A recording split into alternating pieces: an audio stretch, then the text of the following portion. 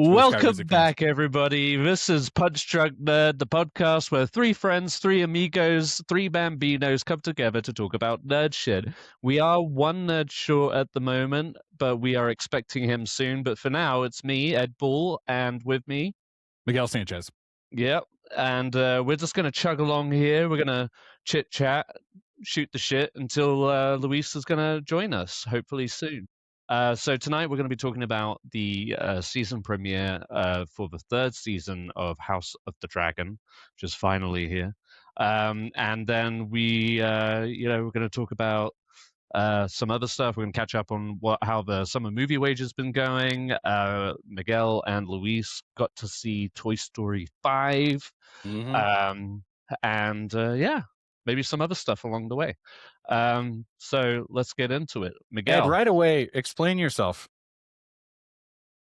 Explain why didn't you see Toy Story 5? This should be a Toy Story 5 episode. Well, here we go. Real life stuff. Okay, never mind. Yeah. Well, I mean, I thought it was a bit. I thought I was quite clear when I said, I don't remember. How could I watch Toy Story 5 when there was never a 4? And the franchise ended at number 3. You're one of those. I'm confused. No, I just really, it got away from me this weekend. It was Father's Day weekend, and I was planning on banking on that fact, though I had some other movies in mind.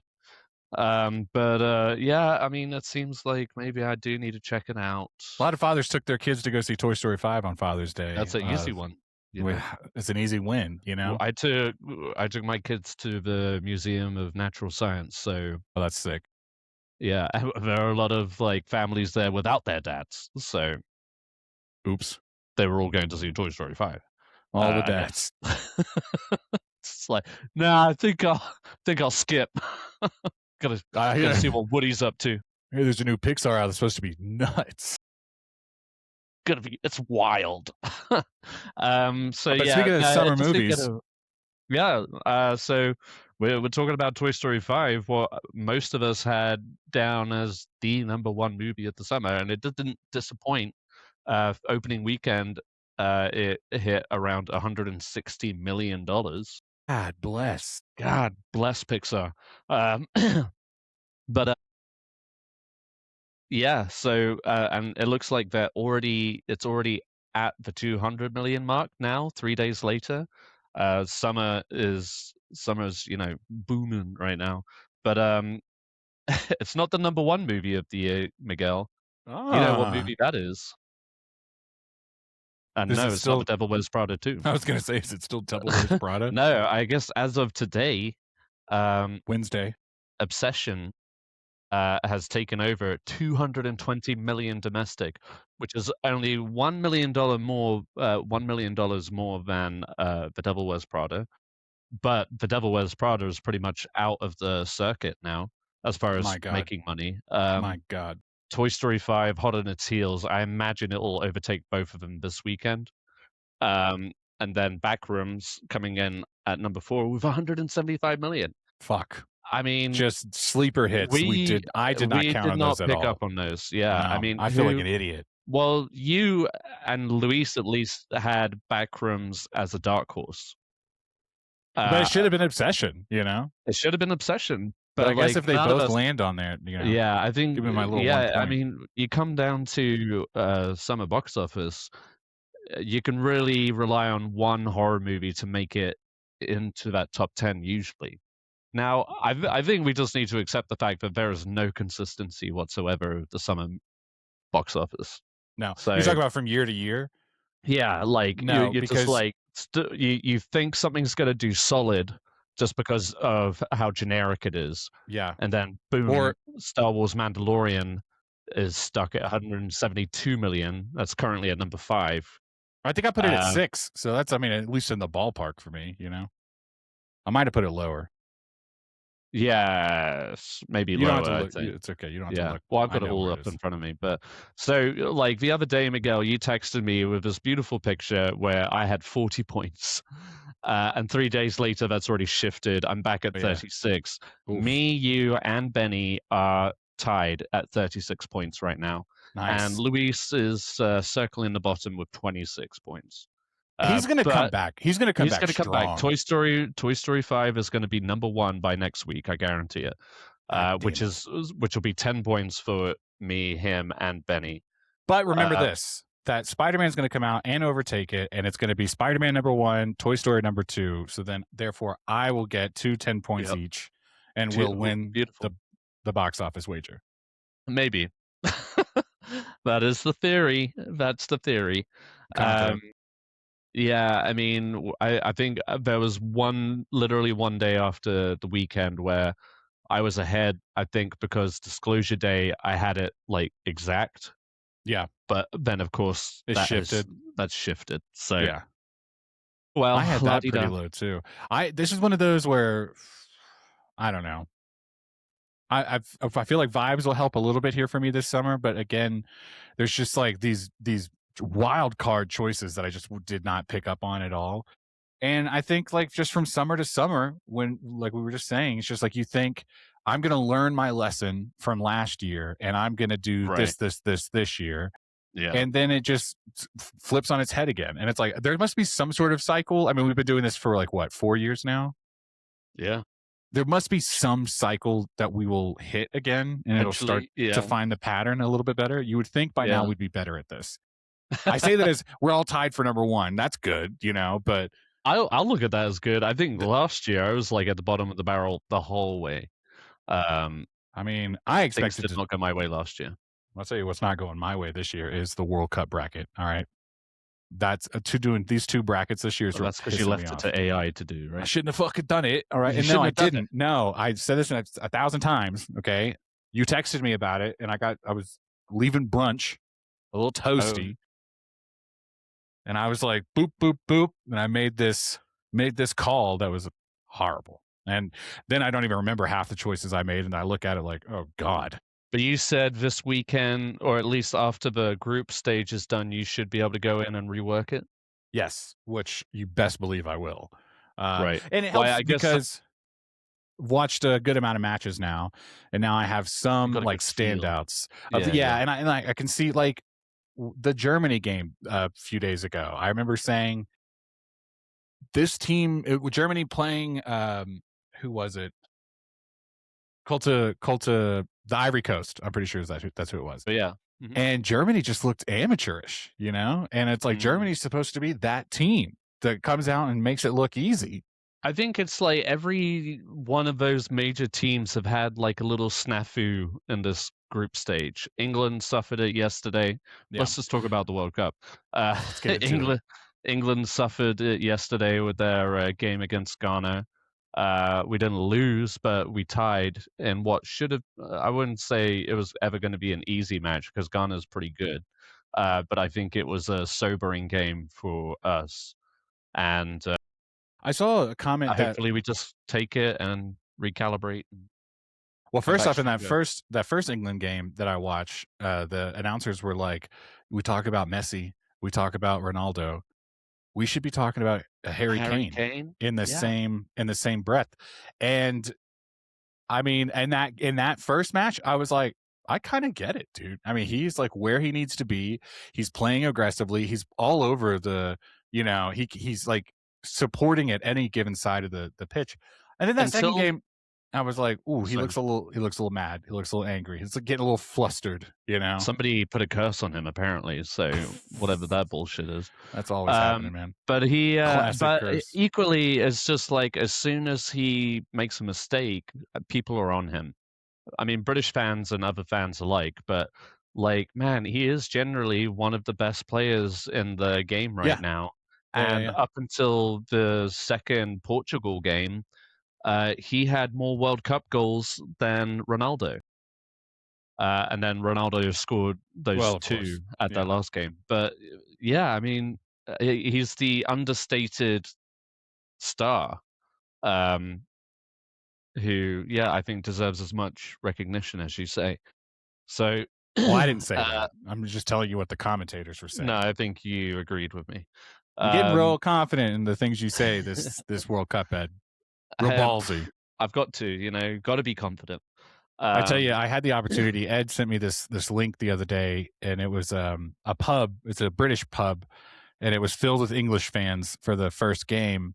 And I kind of Denver. just hearted it and moved on. And then later he goes, "You idiot, that's in Denver." And I was like, "Oh, I totally." And then what's even crazier is I've been there, and it is a fun place to go. And so this a couple of days ago, what was that? Yesterday, the England game was, and I happened to be downtown, and we tried to make it happen. I was out with my boy, and I thought that'd be a really fun match to go see. We just couldn't make it happen, but I'm kind of glad I didn't go, because then I think it would just be disappointing. Fair enough. Yeah. Like that vibe in the room is like, "Ooh, this is heavy." My kid's Especially, like, "I'm yeah. bored." Yeah. I mean, I guess that's always the risk of any football game. But me and my mum were both tense by the end of that match. She didn't look Uh, happy. no, no. And Love. my mum's like a casual fan, so she's just like, they should have scored. This should have happened.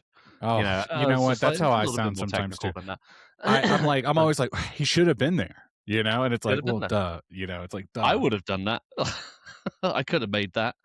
Um, So yeah, no, but I mean, overall, it's been a wonderfully entertaining World Cup. We're in the last stage of the group stage now, like Mm-hmm. the third and final match for every group, um, which means also the schedule's ramped up a little bit. US plays tomorrow or Thursday, I Yeah, think. tomorrow. Yeah, Thursday, tomorrow night, at our current time. And yeah, and it's one of the late games, and we're doing 6 games a day now, and it's like, oh, okay, that's a lot. So my wife is officially over the World Cup. She is, because like every day there's some game that I want to watch, and I try not to be like, oh, I have to watch every single one, Yeah, same. And I'm But generally not. It's there right, are just like a handful of games where, like, if I'm in a good situation to throw it on, I will. Otherwise, I'll just keep up with the score. Um, yeah. But it's come to a point now where it's like she was about to cook dinner tonight, and I was like, "Hey, in like 10 minutes, this Mexico game is on. Like, I gotta go watch that." She was like, "Oh, here we go," and I'm like, "I know, I'm sorry." uh, just generally remind her that it's every 4 years. But she knows, because that's her main. That's like the crux of her argument is like, "Oh my God, Miguel! Every few years, there's some sporting event that you really lock into, and it takes over the whole house."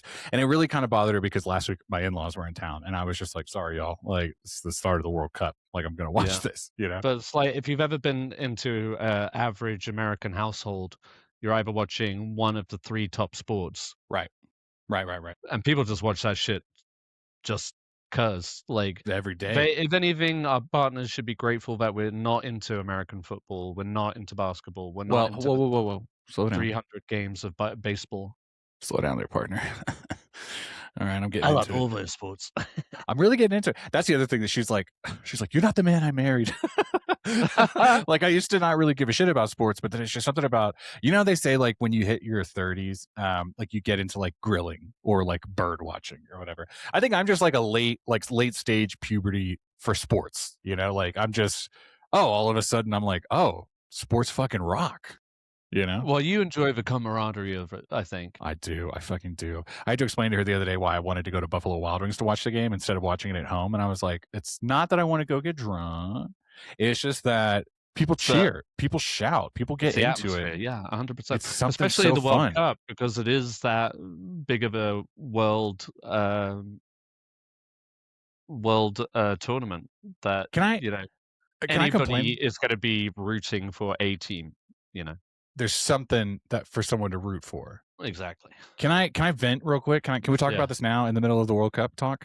Yeah. Is yesterday, so I told you I wanted to go see this England game at that pub, but I just couldn't make it happen. And it was like parking was going to be a pain, whatever.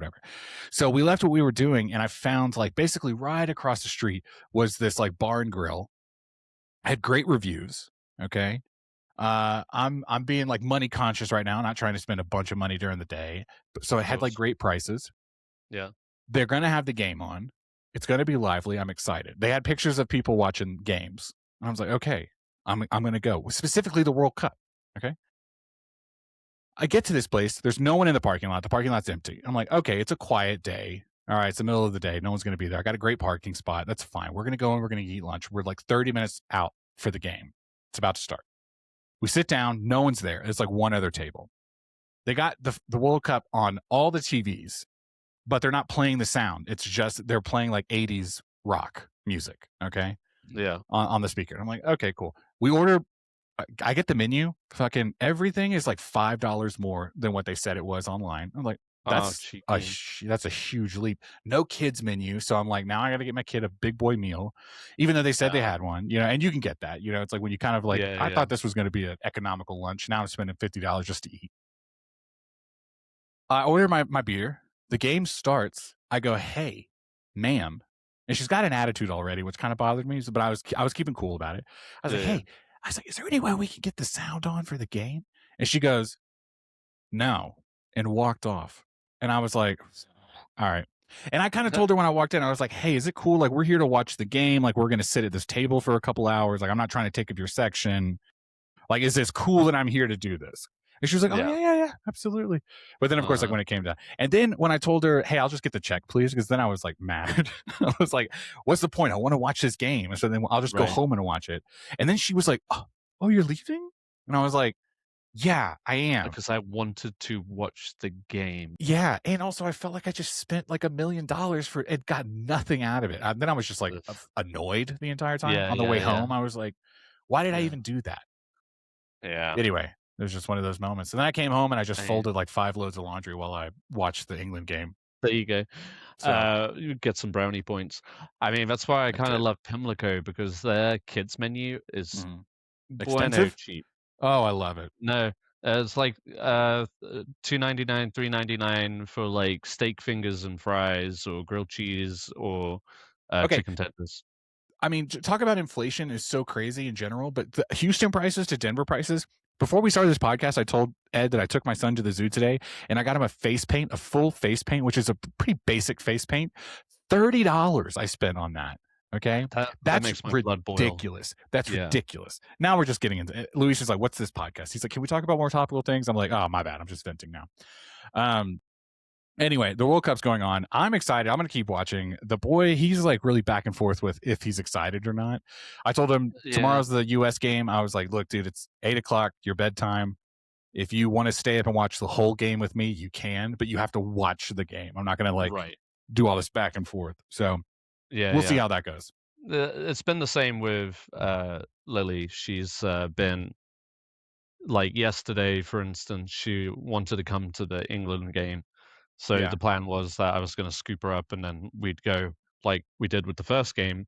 But then, of course, her friend came over from next door and they were playing, and her friend was supposed to go back at 2:30 or something anyway.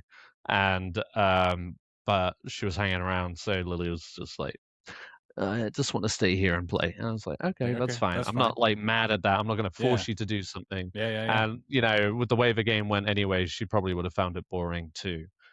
But yeah, it was it's in and out.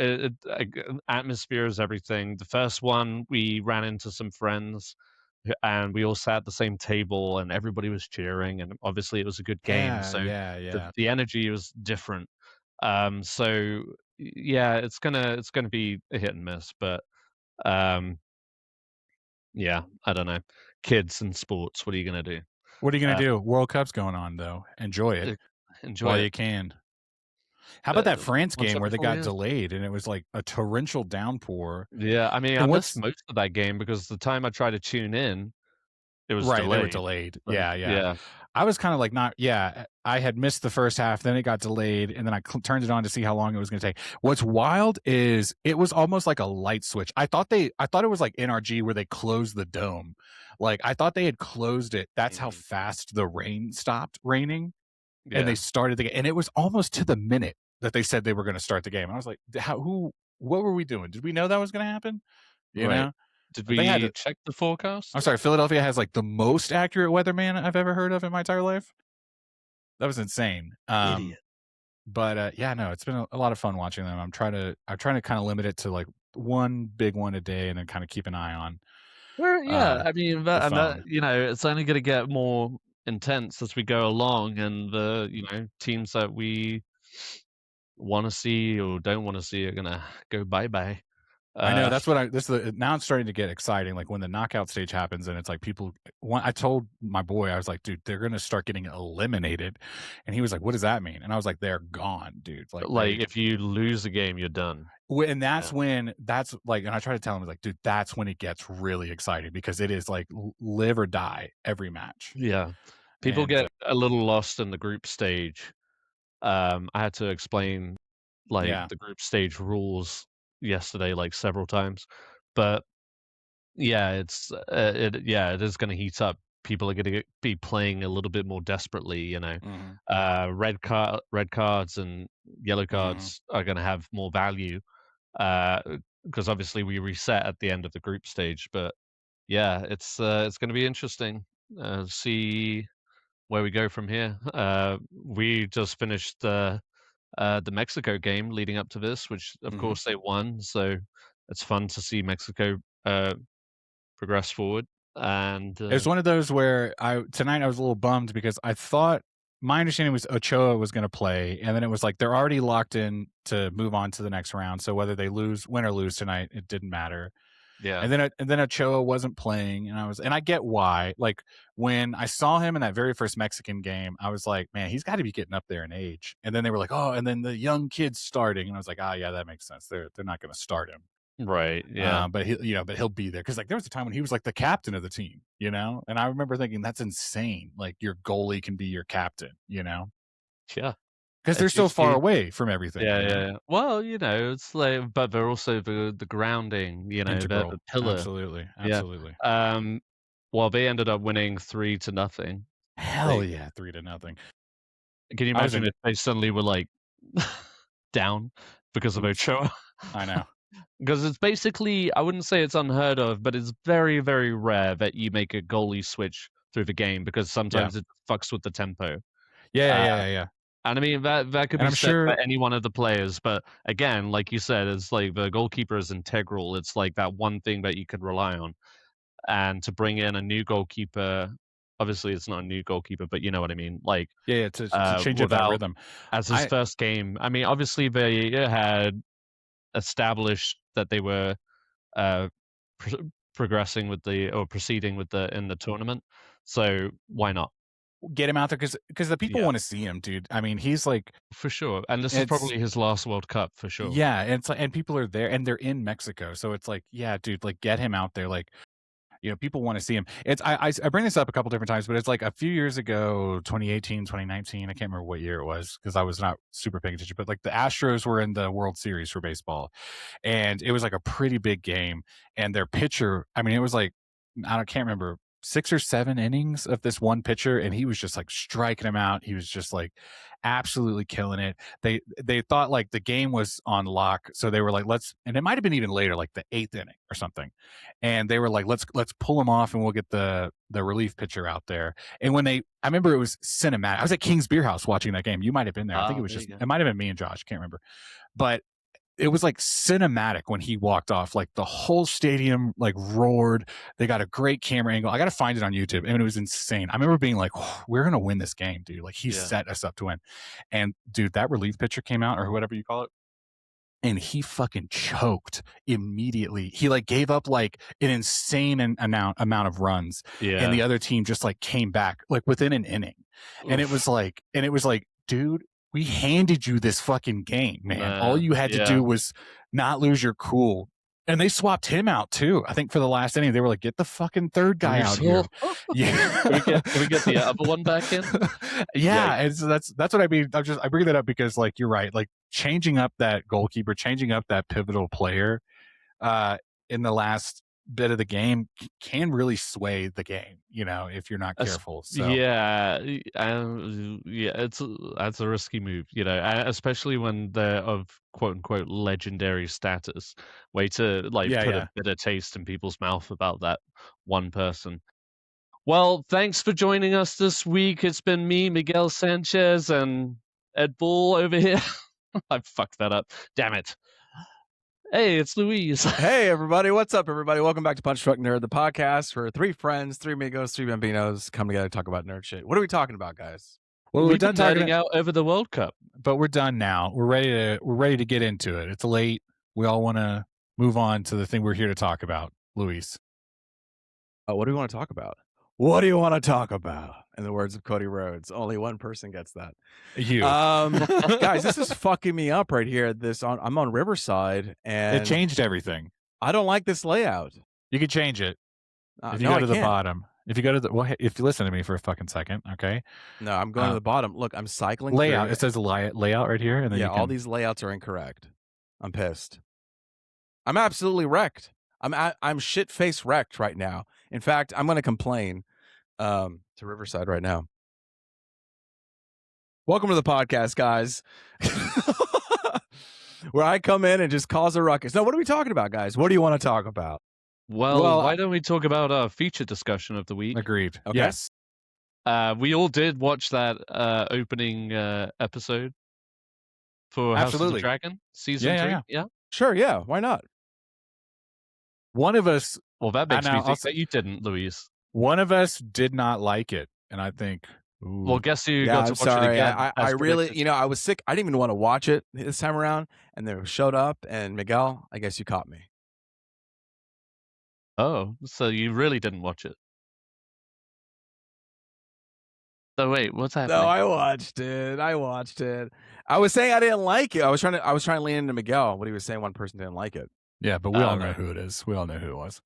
Well, we'll talk about it. It's just I had some quibbles, but you had some quibbles. I had some quibbles. Yeah. No, I'm kidding.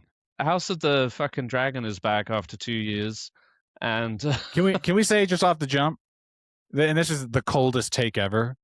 Way too fucking long. Why did it take so goddamn long? And I don't mean why, like, answer the question. I mean it rhetorically. Because watching this... Like, to get the new episode or season? Yeah. Just to come back. It's just like... And I get it. It's a big show. They're doing all these... It's a lot going on. But it's just like... Even on the recap, which is hilarious, like, it was a pretty extensive recap, hitting all the big beats from the end of season 1 through season 2. And I was like, okay, yeah, it's all coming back to me. I'm pretty much remember. I was sitting with my wife and she was like, I don't remember any of this. None of this is making sense. And I was like, listen, I have to watch this episode before tomorrow. So either get on board or don't. She was like, I think I'm going to start it. But like, if I can't remember what's happening, I'll probably just like go to sleep. And I was like, okay, that's fair. But yeah, no, we did it. And it was but I'm just saying, it is a long time. It was like, I'm forgetting character names. Game of Thrones took me 3 rewatches in those first like 2 or 3 seasons. I had to go back and watch them 3 times before I could finally figure out what all the fucking family names meant. They were getting it out. No. I know. But that's what I'm saying is this one is even harder for me to keep up with. And it's less family members to keep up with, Yeah. Rhaenyra, Daenerys, Carrera, they all got the Shakira, Aemond, Aegon, Jabria, Aemon, Aegon, Egon. I wish Steven was here tonight because it hit me in the middle of this fucking episode. Which fucking Aegon is this? Like who is Egg and Duncan Egg compared to all these? Where does that land? Really Aegon the Gross, Aegon. Well, I know they're different, but I'm just like, where in the timeline is this? I can't remember in House. Aegon the Charred, Aegon Waxy, Aegon the McMuffin, egged all over my face. This isn't it like 500 years before or something? Yeah, this one's the one that's like a lot of years, right? So this is like well before Duncan Egg. Duncan Egg is like 100 years before Game of Thrones. Yeah, so they're a little closer. Let's find out. I have the internet. We could find out, but let's talk about it.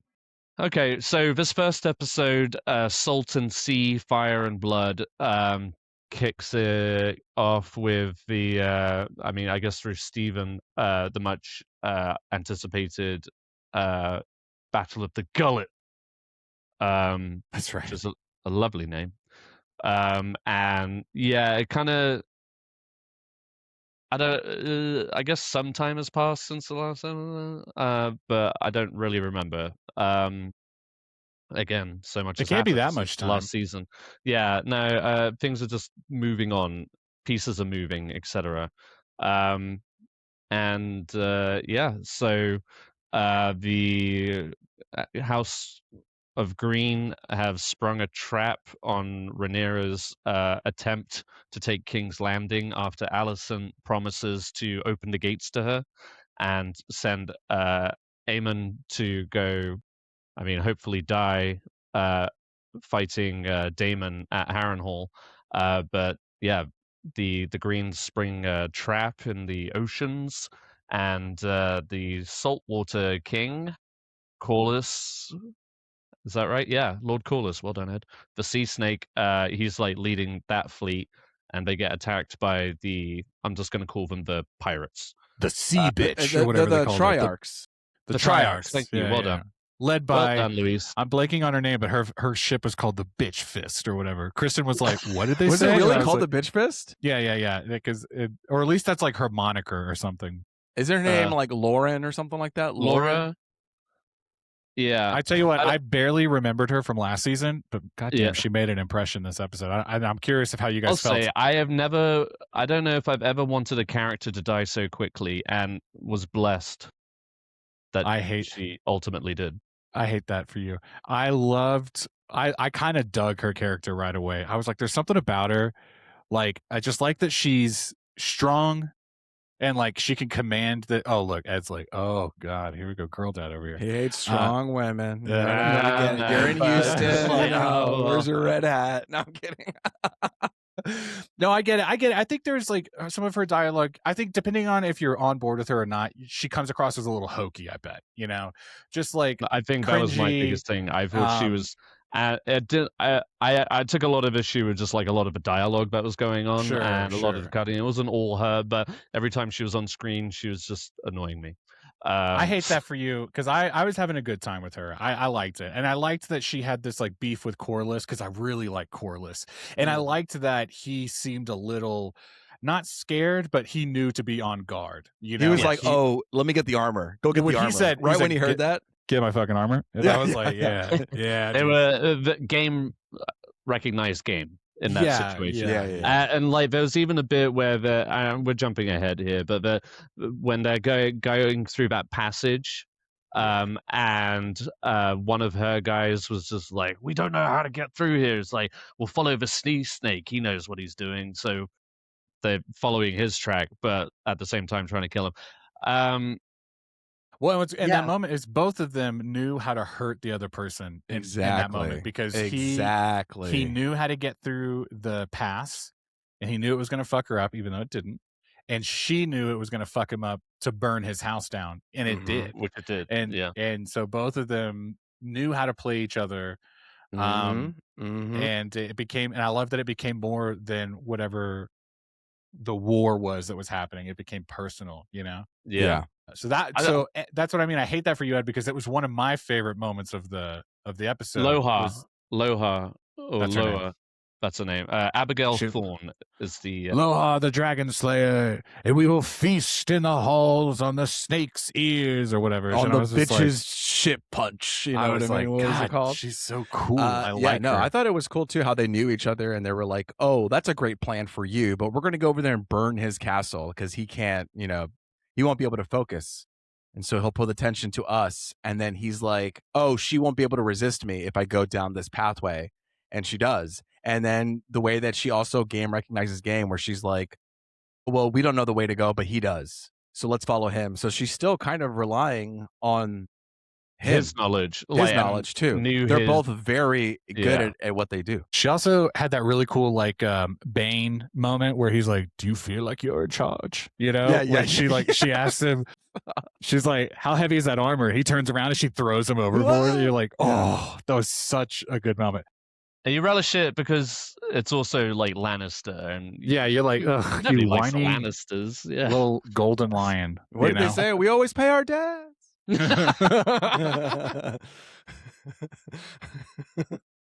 See, Ed, we're having a good time. It was a good episode. We're having a good time, but like we just need to watch it together, I guess, so we can joke about it more. So like, I mean, okay, so we're jumping to the Battle of the Gullet, but so a few things happen ahead of time. We catch up with Rhaenyra, who's kind of like unfolding this plan to her council, like the secret meeting that she had with Alicent, and of course everybody's just like, no, hold up, sounds like a trap. And once again, Rhaenyra's not listening. And then we catch up with Daemon, who's like in the middle of a battle. and killing Lannisters, and they join up with the Starks. So that's happening. And then wait. I'm sorry. They set that up last season with the Starks. Yes, we met the Starks at the wall. But hang on, wait, real quick before you move on. This threw both of us, me and Kristen, for a loop. They were chasing down the Lannister, who was like the head of the whatever his name was. That was the head of the Lannister army, and they pause for a moment, and then the army comes out of the woods, and they think, oh, we're gonna have to fight the Lannisters again, and it turns out to be the Starks that moment. Okay, and then of course he throws him the head, and he's like, we killed that fucker for you, like we're on the same team. Yeah. You see the guy, you're like, oh yeah, that guy's dead. It cuts to the bitch, brother. The sea bitch or whatever, and his brother, which I didn't know at the time, is like he's the one that's like with her trying to get this army to fight with the Lannisters to fight them or whatever. And Kristen leans over to me, she goes, wasn't that guy that just died? And I was like, wait, wasn't that the guy that just died? The twins. They're twins. No, baby, when I was on the internet today, they were like, I had to rewind it 3 or 4 times to figure that out. I had to get on the internet the next day to figure that out. That made no sense to me. I just was like, I guess that guy looks like him. Whatever. I mean, I loosely remember it, but again, it was been so long, so fucking many years ago since it's the second twin in the series. That's true. Now I did remember the other twins, the Sir Eric and Sir what's his name? The 2 knights that killed Sir each Eric other. and Sir Eric. You know what I mean? Yeah. It's a slight difference. The A and the E, you know. A and the E, exactly. Yo, that Queensguard locked Rhaenyra in the dungeon, or not the dungeon, her room. And someone on the internet today was like, yo, I know who wouldn't do that. Sir Eric. And I was like, dude, you're so right, dude. Sir Eric would have slapped Jason, would have gotten away with it. Well, Sir Eric would sooner jump on his sword, right? He was the one who did that one. That's true. Yeah. Well, yeah, so Jace locks Rhaenyra in her room, and then Aemond over in King's Landing threatens to kill the Maester, and then I guess like Alicent is trying to like manipulate him quickly, because the plan, Aegon's left the city. I thought that was so funny. She walked in, she's like, what's going on here? Yo, like, what the fuck is he going on? Can you imagine being in her shoes at that moment, being like, I just went behind enemy lines to like sabotage our family because I see the writing on the wall. She comes back and then he goes, where were you? Oh, I shit my pants. Sitting on the throne. You know what I mean? Sitting on the throne. I was just like, oh my God, what is she going to say? Because like, is she going to tell the truth? No. And it's like, what lie are you going to come up with? Because you can't just be like, because he's going to be like, I fucking looked all over this goddamn city for you. I know you weren't here. Where were you? Tell the truth. You know? I was shaking him out. Well, I like the mirroring of the 2 sons betraying the 2 moms. You know, where you have Jace locking her up when she had a plan, and then Alicent had a plan, and then she got, it got turned around because of her son. And I don't know. You were saying that Rhaenyra was making a mistake to do this. Like she was like, here, Rhaenyra making another mistake or something. Explain like yourself. that. What do you mean by that? I was saying like she wasn't listening to her counsel. Like everybody was because saying, her counsel was wrong. Well, not necessarily, because if she had gone to King's Landing, they would have been killed. No, you're right. I do think if Aegon's still there, if Aegon was there, then she would have been right. Then it wouldn't. Correct. Right, exactly. But I do think there was some like good whatever to be like, I know you trust her, but we can't like put all of this on like her word that she's telling the truth. Or guarantee, she can't guarantee that she could make all of that happen. Exactly. Yeah. And we as the audience are like seeing it as like, nah, that shit's not working. But like, well, we see both. But to Rhaenyra, she's like, I trust her with my life because we've seen Rhaenyra go back to King's Landing and try to do the same thing. That's what all of season 2 was about, was getting those 2 back together again to being friends. And that's literally the finale of last season, was like, are we cool? We're cool. And then like, here she is, do you want to kill popping my son? Out. Yeah. And here she is popping out and being like, no, I have my friend back again. You know what I mean? Yeah.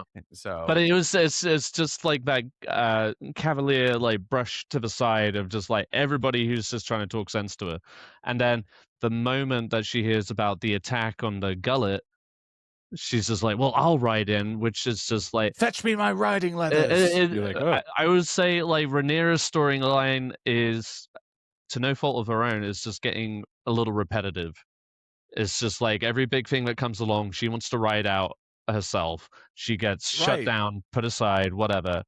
And well, now she's like, I said, I'm sick of doing that. I'm gonna stop being a woman, and I'm gonna start being a king. Yeah, the good old Elizabeth I quote. I do wonder if that's a little bit, Ed, when you talk about repetition, I do wonder if that's because it's like a storyline that's been stretched out 3 seasons, you know? Yeah. As opposed well, I think to that's like the first thing that Steven said to me, because I was talking to him about the episode. And he was just like, oh, wow, they're really just like stretching it out. So I think it's and that's what season 2, I think, felt mostly like. Is just I think that now that we're in season 3, we're gonna hopefully get away from that. I mean, who knows? I'm but it's like hoping that was the too. whole season 2 thing, you know, like that was the arc setting of up that. pieces. Yeah. To like the failure bigger of her things. doing this, and then they finally with Allison, and then she felt believed that they can move forward, and so hopefully now there's another twist, another turn in her character. We had to get like the additional dragons and stuff like that. I will. Speaking of dragons, we also got to see Sheep Stealer. Yarr. And I don't know about you guys, but this is one thing that Sarah and I were picking up on, and this was like throughout the whole episode. It's just like inconsistently, but repeatedly and without any real reason, the focus of each frame would vary from like everything in the background would just be blurred, and then the one figure in the front would be in focus, but it would just like switch, like it would, you know what I mean? I just like the whole time we were just like, why is it so fucking blurry all the time? Like everything is blurred out in the background, like everything. It turns out it's just like Ed's TV settings. You're like, wait, I didn't realize I'm like banging it on the side. I didn't have HDR on. That's my bad. I didn't notice it. But I was more so just Sarah like even turned to me and she was just like, "Why is it so blurry?" And it's just like, I don't know, but it's a distracting choice, at least for us. It was like just like as it went from scene to scene, and it would be in and out too. It wouldn't just be like because we're focusing on this person who's in a traumatic moment. It was just like this guy's talking and we're going to get a little bit closer and then everything else is out of focus, but again for no apparent reason. It's just like the glossiness is trying to make it look better or distract from the CGI, which might vary from dragon to ship or whatever. I don't know. It was just distracting as hell to us. I tell you what, just to talk about not shoddy CGI, but there was like when they first started getting out in the water with the ships, everything was just really brown, and I was just like, I get this is maybe just like a choice that they're making, but it just sometimes the shots. Now, don't get me wrong, sometimes Game of Thrones had some pretty bad CGI, but most of the time the shots looked really good. And there were some times in this episode that I was just like, this feels like they're on a studio lot. It's not whatever, and I'm just. I don't know, to echo what you're saying. Some good shots of dragons, every now and again, like the sheep stealer moments at the top of the episode, especially. I don't know, Luis, you're a technical man. Like, did that stand out to you at all? Am I just like griping about nothing? I'm gonna be honest with you. I came back from. I didn't watch this episode. No. I watched Backrooms recently, and then I was like, you know what? For the first time in a long time, I'm gonna get myself a nice movie beer. And then I had too much of a good time, and I was like, I'm gonna go now watch House of the Dragon. I left very loud voicemails in our group chat, and I like cataloged my whole journey into getting Jack in the Box, and then I settled back home, smoked some pot, and sat down and watched this, and I didn't catch any of that, but I did have a blast with this episode. I was pretty hesitant on coming back to the show. I just felt like another, like, we keep doing this. I remember when HBO used to be original and blah blah blah, and then the previously on House of the Dragon plays and this whole thing, and I'm just like, oh, I'm taken back. For me at least, I was like, oh, I'm having fun. This is good. And it didn't skip a beat for me with this whole thing. I thought everything was very driving. I thought there was a lot of good power dynamics of switching where people were like, I'm in control. And then the other one's like, no, I'm in control. And so you have the flip of that, which is cool. Just unfortunate circumstances, bumping into people where it's just like you have to do unfortunate things, people being stupid. And I loved how driving the score was throughout the thing as well, where it just kept leading and leading up to this like final moment at the end. And I, spoiler alert, liked how the ending ended, with the demise of a character. I think Eric said in a text message where he was like, he thought it was funny how it played out.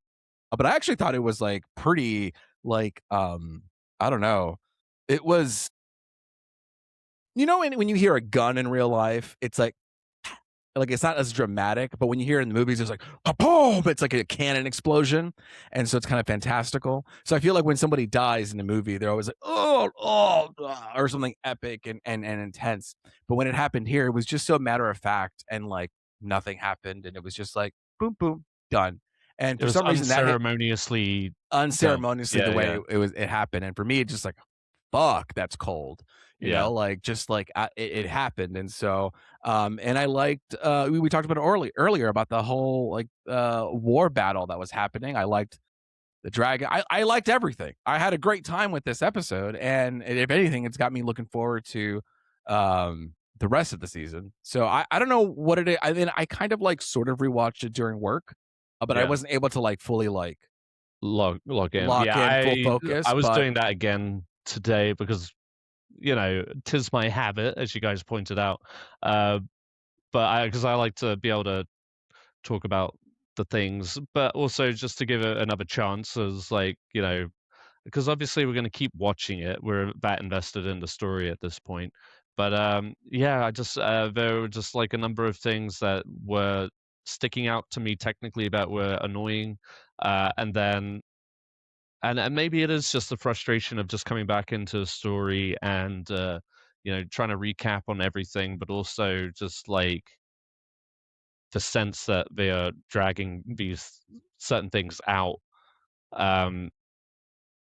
Where I don't know, it would have been an epic finale for sure to have it for sure. This way. I think people would have left with a better like taste in their mouth after season 2 if this was the finale. Because so many episodes of season 2, and I feel like this was a general consensus, was just like there are a lot of episodes where you're just like, what happened? Like, what moved forward? How did the story progress in any way?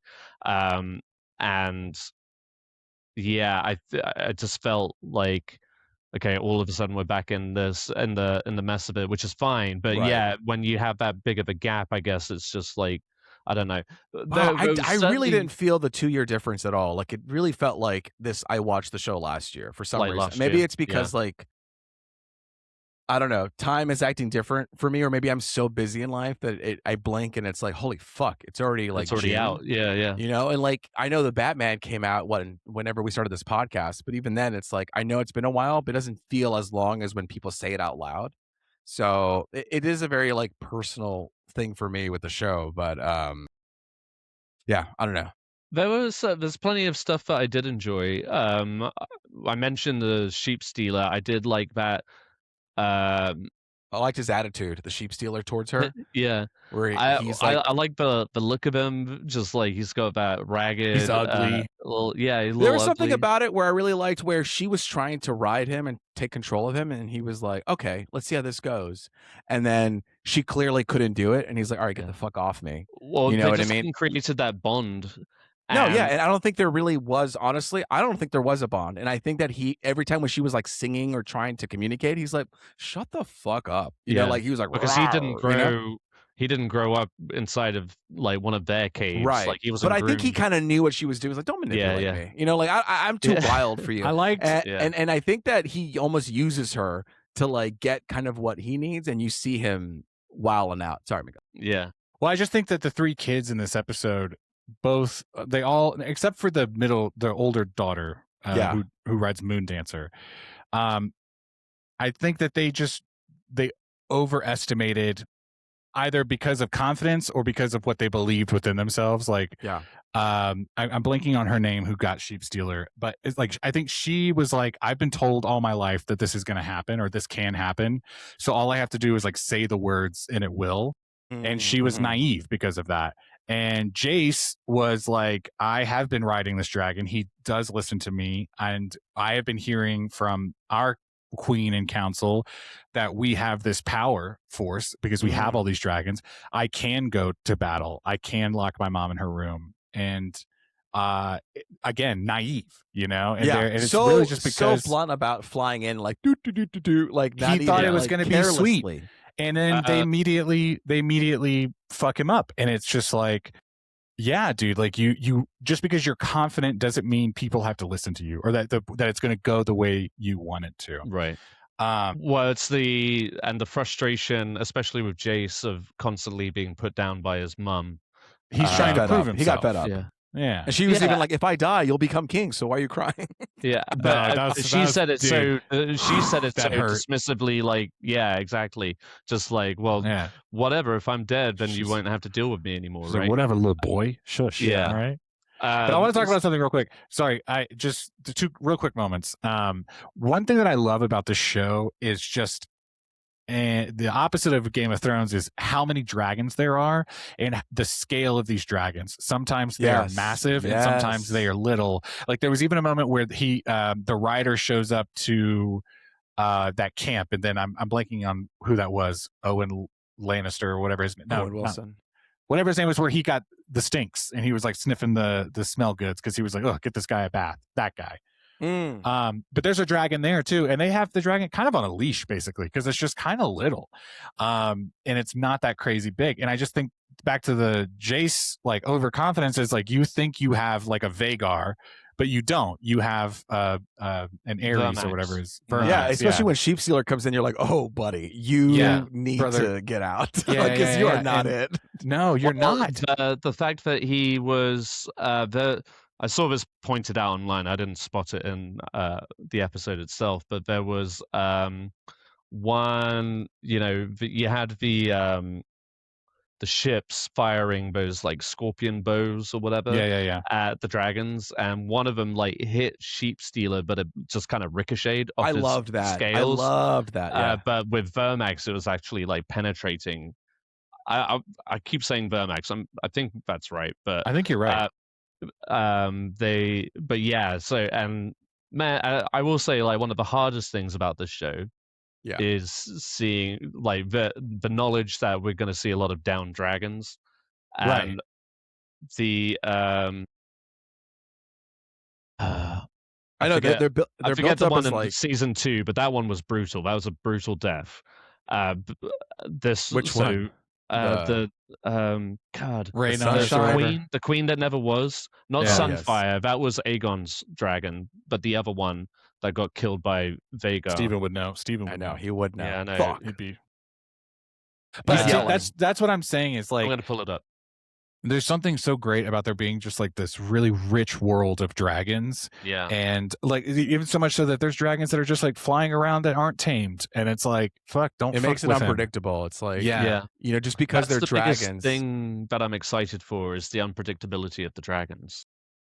But the other thing I wanted to say, the 2 things the first thing was like the dragon sizes and how, you think you're riding into battle with this formidable thing, and then you realize like, oh, actually this is kind of like a juvenile dragon or something, and you're making really careless choices. One of the things I want to talk about is you were mentioning the death a little earlier, and we'll spoil it here in a moment. And the subtlety about like, the arrows and this and that you're mentioning, it made me think of someone who the internet kind of hates is Sir Criston Cole. All right. And people hate him. And the thing that people make fun of him a lot about is that season where he was like, just come away with me. Like, let's go sell oranges together and live a quiet life. People hate that. People hate oranges. I've never really been a Sir Criston Cole fan, really, like one way or the other. But there was something he did this episode that I was like, my God, I cannot look away, dude. You are making choices. The actor himself, that I was like, oh, I like this. So at the end of last season, right, or towards the end, like he saw that battle where he saw the dragons like fuck everyone up, and so he's like got this like PTSD now. And there was that scene where the Lannister or whoever comes up to him and is like, hey, this guy's just fucking like is raping this girl. Like, you have to do, you're the commander. You have to do something. And he was like, he was like, just go kill him then. And the guy was like, I could do that, but it's really about you. You're the leader. And he's just got this really resigned, like, we're all going to die. Yeah. And there's something about that characterization that I just really love. Like, you don't seem boisterous and bold anymore. Like, you seem like you realize, like, oh, shit's not going to significance. Yeah, like these dragons are going to kill us all. Yeah. And he even had that line, I guess, at the end of last season where he was just like, or death would be kindness, like a kindness, like a kind of relief. It's the Dragon's War now, or something like that. Yeah, the war to the dragons. And so I just I like that he's not being so bold anymore. Like he's scared. He actually is the one who has he has the most clarity about it. He's like, we're all fucked, guys. It's and he's not the same character he was at the beginning of the show. So there's a little bit of an arc going on. He still might be a dick. I'm pretty sure he's still a dick, but just a humble dick now, I guess. Yeah. Nothing better than a humble dick, right? As my doctor said the last time I saw her. Well, that's a humble dick. That's what we would qualify as a humble dick. Be humble. But the dragon I was trying to think of earlier was Meleys. That was a tough one. Rhaenys, she's so good. I wish she'd never died. I wish she had been there for the whole show. She's so good. Blow. That one was like, you were really so like, going into it. I mean, it's going to be brutal. We've lost, let's see, Meleys, Sunfire, Vermax. Vermax is the one that got eaten by Aegon, right? Like the No, like Vermax is stopper. No, Vermax is the Jace's dragon. Jace's, which is the one that Arax. I think. Yeah. Yeah, so they were twins. So she's not having any more kids. She's childless. So let's get into it. So the big death this episode was Jace. Jace dies this episode. Jace. And there's a moment where his dragon gets shot, but they were able to clear the cable, so he flies again. But there was the second time he gets shot, he gets drugged down into the water, and the internet was eating him alive for not trying to cut the rope and save the dragon. Okay, I'm sorry that I'm fucking emotional about my dear friend that just fucking died. No. I agree. I agree. And also the gall of him to be like, to not even think about the danger surrounding him either. Yeah. Like one, you're emotionally invested, but two, you're that's like, what I mean. I'm safe too. But this overconfidence, but it's a naivety, it's like it's both. He's double dosed. You were too sheltered to realize, and I think what it was is your little brother got fucking eaten by a dragon, so we all know what's at stake, and you just hear about it in story or whatever. Someone said, "Oh, he got eaten by a dragon." You don't know what that means. He's also he's equally just like Rhaenyra. They're angry. They're trying to get a win, which they haven't had yet. Yeah. Like, so you're overplaying your hand. I get it. I would be mad too. You know what I mean? If they killed my kid, my little brother, like let's kid brother, burn the world down. That's so funny, Luis. You say everyone down. Yeah. That he wasn't like even concerned about dying in that moment. He was just getting to the plank of wood or whatever. Because in that one moment, all I kept thinking was like, dude, you better not show up without this fucking dragon, because you're gonna go home. You fucked up. All right, because she already heard that Jace made that call, right? She's gonna be pissed, but then you're gonna show up, and it's like you can't just like, we've already seen how hard it is to tame a dragon, to get on one of these things, and you lost yours. Like that's not a good look, big dog. And so when the arrow comes through, I was like, actually, death is a kindness or whatever. I was like, hey, Jace, you're gonna want that, man. That's moving the war to the dragons. Fuck, dude, you fucked up, man. I would say like one of the more harrowing moments for me, again with that risk of the dragons dying, was when Sheep Stealer came into the battle, and immediately you saw that she had like no control over him, and he was burning ships left and right, and he didn't know the difference. And then, of course, the mirroring is crazy, dude. Between we're just like, hey, we need to knock out that dragon. And only then realizing it was her. I mean, I thought that actress did really well at conveying that I like her a lot. Desperate emotion of trying to like, I've lost control of this, but please, like, just stop doing what you're doing. Like that was how I really thought like she was either gonna get like knocked off or something. You know what I love about Luis. this is that I think I mentioned it last time, but this show is so like about generational, like Trauma. not trauma, but like generational differences, fuck ups. It's like you think, oh, they fucked up, but I won't. I'm gonna do better. You know, Yeah. they had these mistakes. I would never. And it happened to Jace. It happened to what's it called? When he was on the Big Boy. Who I'm forgetting all the names now. Who's the one who kissed the mom? Aemond. Aemond. It happened with Vhagar. Aemond when he thought he had control over Vhagar. He didn't. You know, and he thought so. And then same with her. Everybody feels like they have more control than they actually do. And I think they've certain been groomed their characters whole lives to think it. To prove it. Yeah. It's like, oh, well, we'll do better than them. And it's like, actually, no, you're part of the blood, bro. You're gonna also but it's also that problem. pressure from the parents to be like, well, we are the dragons, so therefore you must have a dragon. And well, so especially you've got with that Jace, one who takes Sheep Stealer, who she didn't have a dragon, her dragon didn't and so she went out of her way and got a rogue dragon who hadn't been raised from an egg and is unpredictable as fuck. Yeah. I had faith in her too. I thought she was gonna do it, you know. I was like, she's gonna hop on and it's gonna be just one of those things where it's like, I'm an outcast too, you know. But no, it was not. I like Sheep. I thought it has been hilarious because it was like someone was like, that's how you know he's like a low-born dragon because his name is his job. Oh no. That he fucker didn't name who just himself keeps taking all the sheep. And it's just like he's like, I'm not stealing, I'm just eating. Okay, like I'm just hungry. I'm out here by myself, you know. No one's bringing me food. You're not burger eater, you know what I mean? Like, don't be an ass. Like water drinker. Sheep Stealer is a pretty big one. Looking at this, the chart, as it were. Dude, Sheep Stealer versus Vhagar, what would happen? I don't know. You know, he's considered. He's not that much smaller than Vhagar, but that's what I'm saying. He's a wild card. Like, what would a wild card do to an old grandpa like Vhagar? There was a moment. Go ahead. No, go ahead. Sorry. Well, I was just gonna say, for the actress who I'm blanking on her name, who played the girl who got Sheep Stealer. There was just like a moment where, like I said, I had faith in her. I was like, I think she's gonna do this. But then she's so expressive with her eyes, and she's just got such a look about her. I felt like I was like, I can see you in 20 years as this like older version of yourself, being like, I remember the day as a little girl I caught Sheep Stealer, and then now and then in the future she's like a great rider of him or whatever.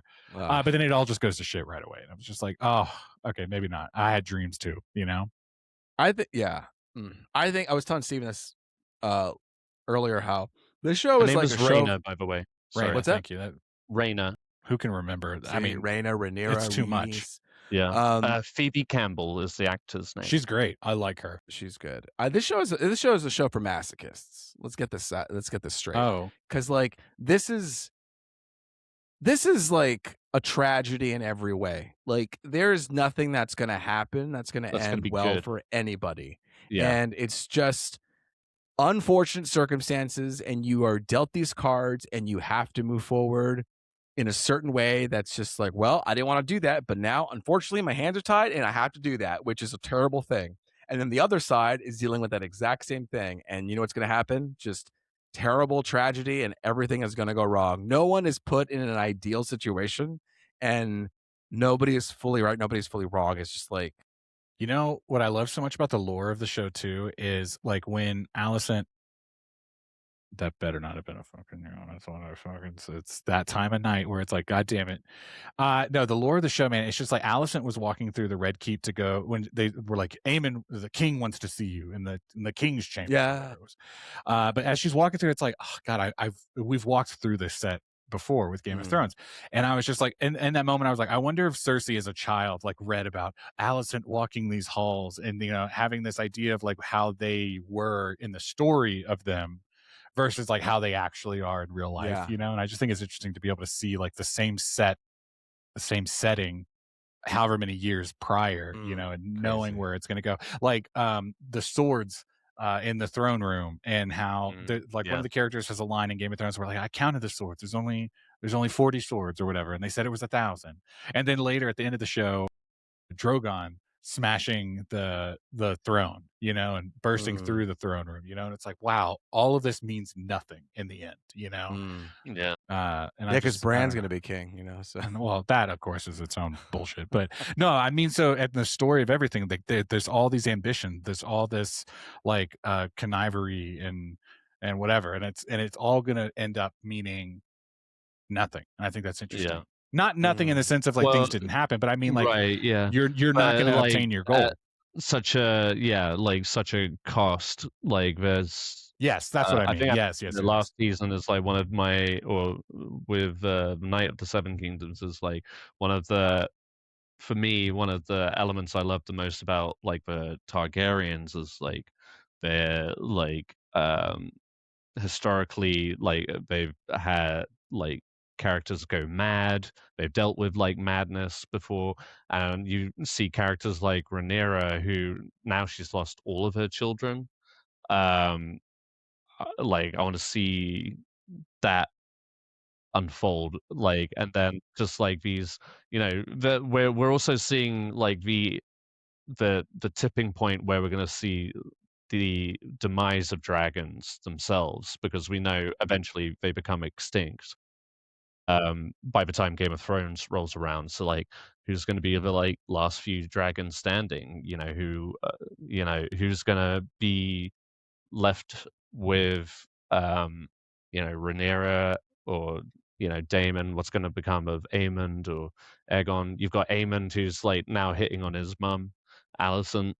In that one moment, I was just like, oh boy. And that was like one of those moments, because Aemond, whilst he is obviously gross, horrible, piece of gross, shit, but he's like more poised to be a leader, as far as like, as compared to Aegon, who was like a partier and didn't want it or whatever.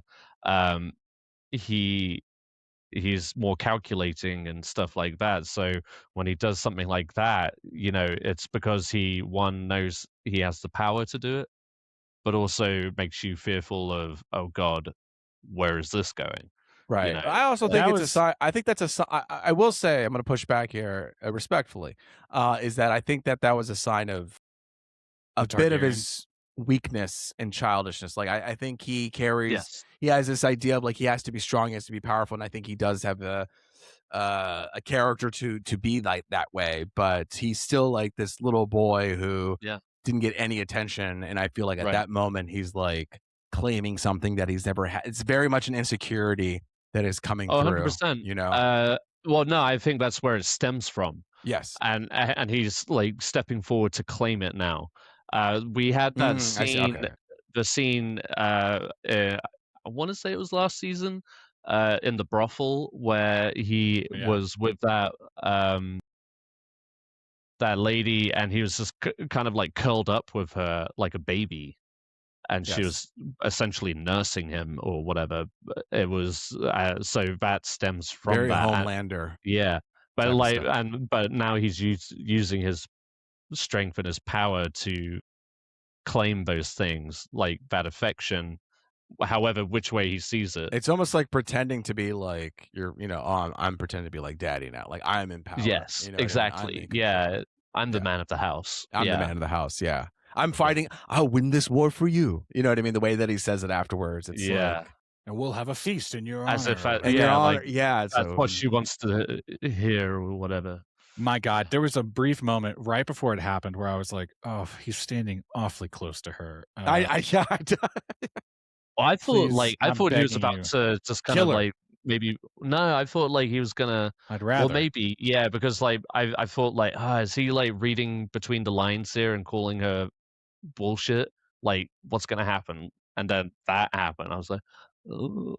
Which still might be a little bit of him calling bullshit. I was kind of wondering that afterwards too. It's like, is he trying to kind of like shake her in a moment of even more so just like, I don't know. But when it happened, it was just but like, we both sat up straight in bed. We were like, ugh, you know, it was like, yeah.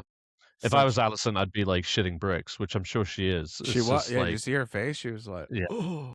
yeah, terrified.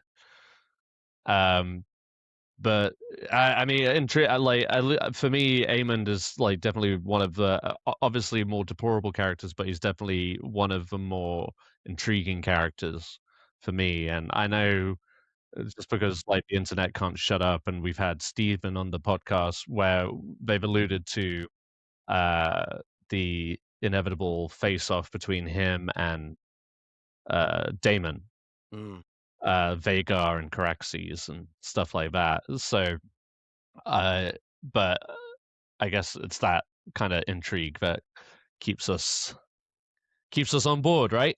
You know. God, I love that dragon too. I think Caraxes is my favorite. You know, I just like there's something about him and the Ready way for his Daemon action. It's You know, that long neck.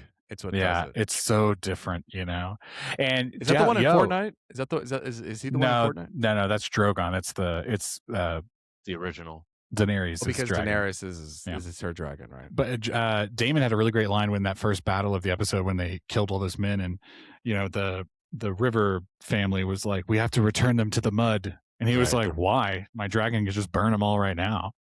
And it's such a Daemon response, but he's also so right. It was one of those moments where he was like, "Burnt flesh doesn't carry plague."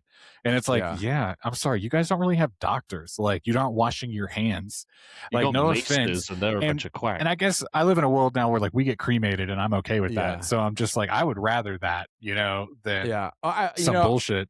I also that, to be fair as well, burning bodies is still a tradition for the Targaryens. Yeah. And so it's like, no, we don't do your tradition. We're doing my tradition because my tradition makes sense. So we get rid of the diseases. And they're like, but we put it in the mud. You know, it just seems, you know. But such a Daemon response too, where he was very calculated in that moment where he was like, because in his mind, he's king, right? Like that's his whole thing. He's teaming up with Rhaenyra, and he's kind of bent the knee to her, but he understands that there's like an angle of he's like, I'm the assistant to the branch manager, you know. He's assistant. I felt like last season he wanted to be king, but then now he's like, no, I'm gonna actually. I think it's a choice. I think it's a choice he's making to play that role and to maybe like not officially overstep her, but like have in his mind that power.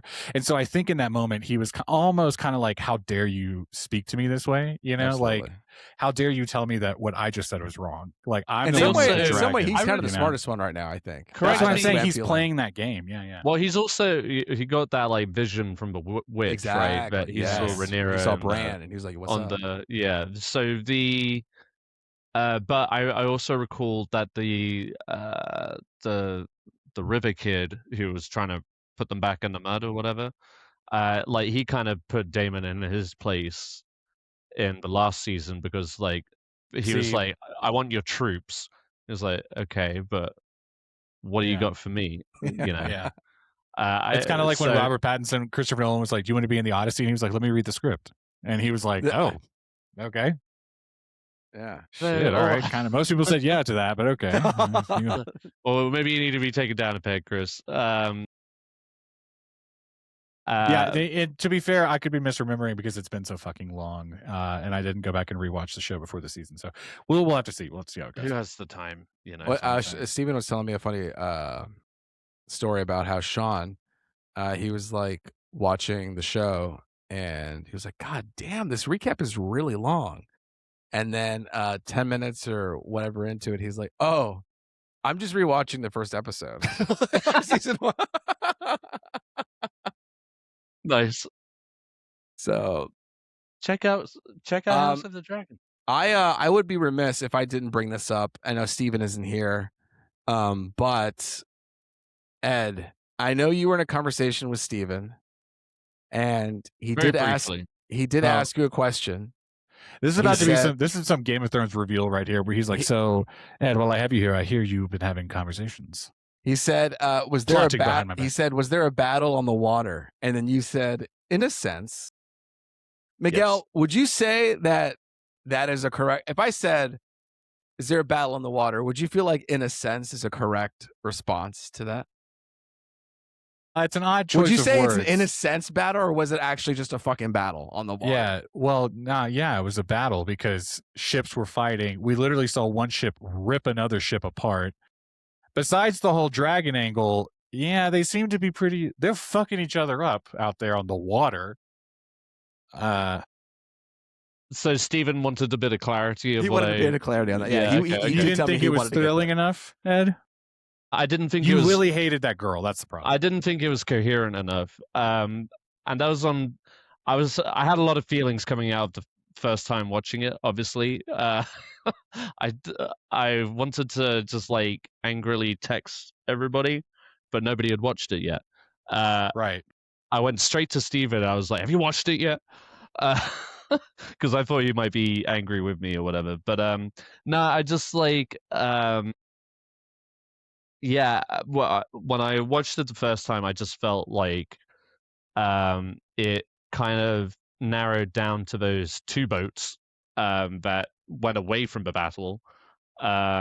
And obviously we did see like the dragon action and stuff. So yes, essentially there was a battle on the water. Yes, in your words, in a sense. In a sense, you could call that a battle.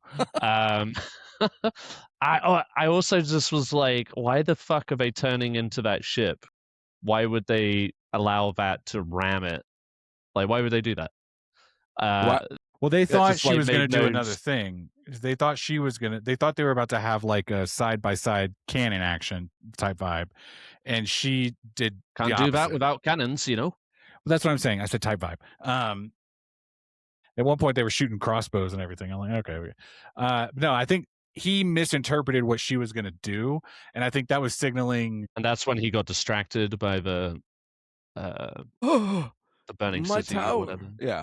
I think it was around then. But yeah, I think it was just signaling that like he was also making mistakes. You know, it's like everybody was making mistakes at that point. Because his like first mate was like he could, he had to take over. He was like, okay, and he literally took over the battle between the two of them as well. They're both the same side of the coin in some way. You know what I mean? Like they both were smart. They both whatever, and they both were dumb. They were both, so. She was vengeful, Oh, what's this? What's that? It's a transparency screen, so nobody knows what I'm watching. Thank you for showing us. I need one of those for when I yawn. I could just like whoop. Then we would know, wouldn't we? We would still know. Mainly because your mic is so good. It's always like if you feel the you don't hear that you don't hear the you don't hear that part. You always hear the so I stifle it. You're like, here we go. Like, let it out of my nose or whatever. What an episode! What a show! Yeah, what a time to be alive. Is there anything else you want to talk about, or is that pretty much it? It's late. It's a late night. Let's get back into it to next week. You know what's funny about this is like we do this so much like with the what we're into's. I had a show that what we're into like 5 months ago. The show's gone. Like it's like even if I bring it up now, like it doesn't even matter because it's over. Yeah. So hopefully next week I'll talk about Backrooms. Hopefully next week I'll talk about the drama. Hopefully next week I'll talk about Widow's Bay. Maybe we can talk about Toy Story 5. 24. Hopefully we'll talk about Toy Story 5. Maybe next week will just be a what we're into episode. I love it. Yeah, I'll get to talk about the death of Robin Hood. I hear it's awful. Did Josh tell you that? No, I don't talk to Josh as much as you think I do. Oh, okay. Well, he usually is like one to send his dislike about. But didn't he also watch Mortal Kombat in IMAX? He did 100%. Okay, so I don't know. Got a kick out of it. I never want to be somebody who's like, oh, you like that? Like, I think everybody has their fair share of okay, you're gonna have a little Jack in the Box right now. Like that's fine. Like you can do that. Yeah. You can have a little bit of a splurge. IMAX on or Mortal Kombat on IMAX. On IMAX. Yeah, it's like okay, sure. Hit VOD 1 week later. I want my burger on the biggest plate possible, please. Put 50 patties on that baby. Let's go to White Castle. Here we go. Who said it was shit though? Now I'm curious. Thanks, guys. It's been a great episode. The internet. It was the internet. I just like riling you up, Sorry, I didn't feel strongly about it. Ryan called me and he was like, Miguel, dude, I saw Robin Hood. What's up, Miguel? What's up? Hey, what's up, buddy? Gosh. What an episode. Thank you guys for listening. We appreciate you. We love you. Thank you so much. And until next time, it's been me, Luis Gonzalez, and with me has been Miguel Sanchez and Ed Bull. And until next time, see you next week. Oh, I love that.